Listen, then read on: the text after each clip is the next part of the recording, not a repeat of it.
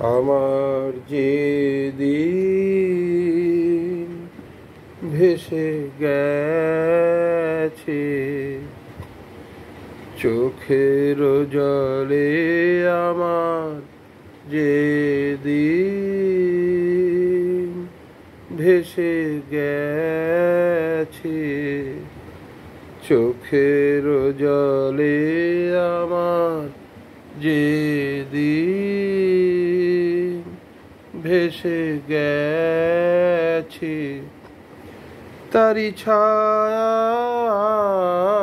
পড়েছে শ্রাবণ গগন তলে, তারি ছায়া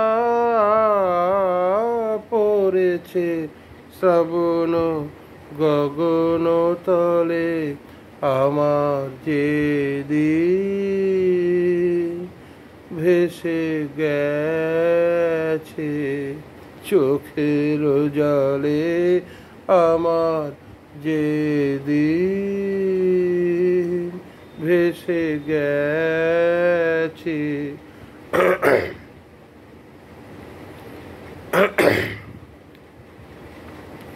সেদিন যে রাগিনী গেছে থেমে, সেদিন যে রাগিনী গেছে থেমে, অতল বিরহে নেমে গেছে থেমে, সেদিন যে রাগিনী গেছে থেমে, অতল বিরহে নেমে গেছে থেমে, আজি পুবের হয় হায় হায় হায় হায় রে, কাপন ভেসে চলে আমার যে দিন ভেসে গেছে চোখের জলে, আমার যে দিন ভেসে গেছে।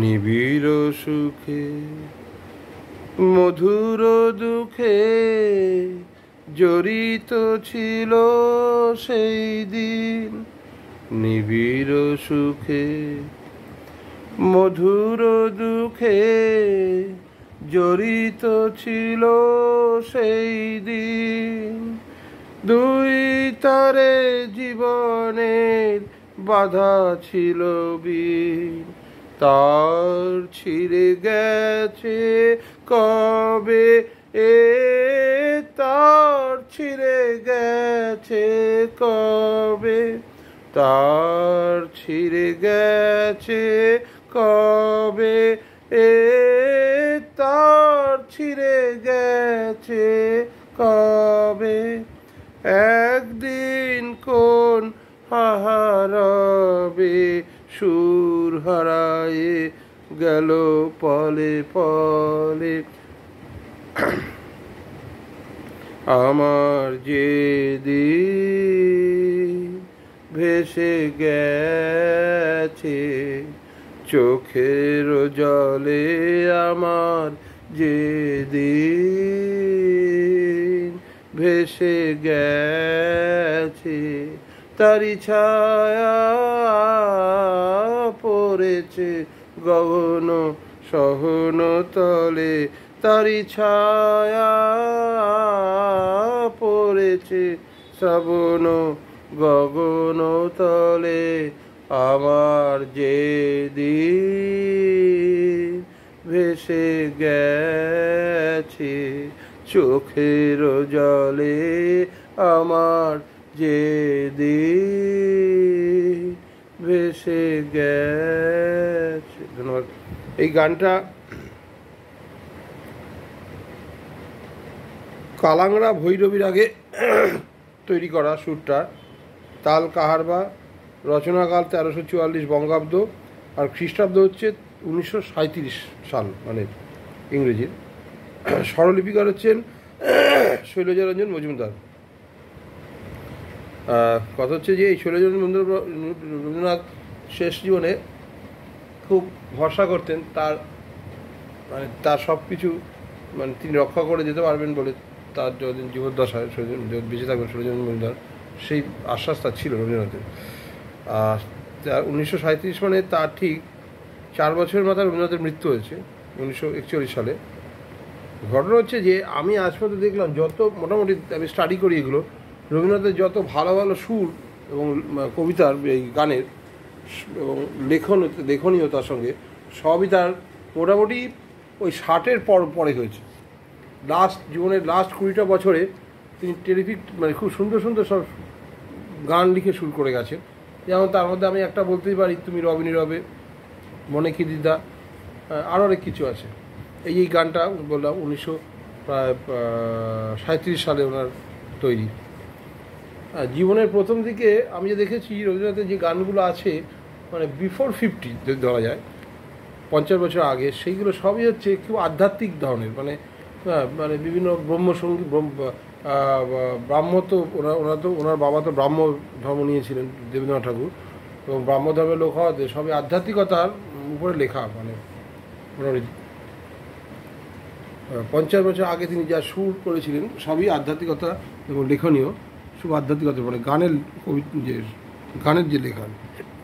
এবং 50 না 60-এর পর থেকেই ওনার সব গানগুলো, আমি জানি না এটা কী পর্যায়ের গান, আমার তো মনে হয় সবই যত ভালো ভালো মানে মানুষের মানে প্রেম পর্যায়ে যত ভালো ভালো গান রবীন্দ্রনাথের, মানে ম্যাক্সিমামটাই মনে হয় ওনার 60 বছরের পরে করা, মানে ভালো ভালো গানগুলো মধ্যে।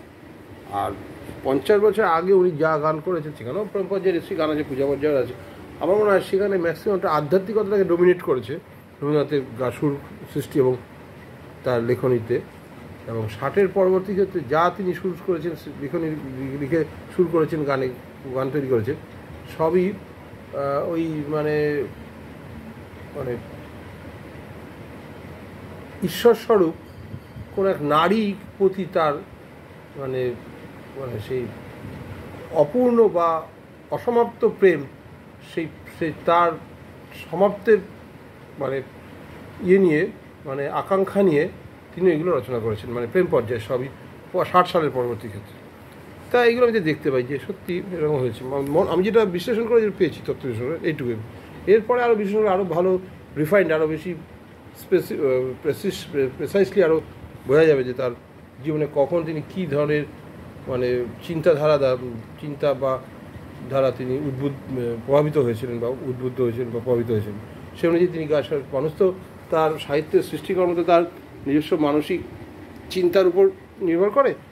তা এটা বোঝা যাবে যে আরও বিশ্লেষণ করে যে তিনি কখন কোন বয়সে কী রকম মানে মানসিক চিন্তার দ্বারা প্রভাবিত হয়েছিলেন এবং সে অনুযায়ী গান রচনা করেছেন। ঠিক আছে, আমার ভিডিও আমি এখানে সমাপ্ত করলাম। ভালো থাকবেন।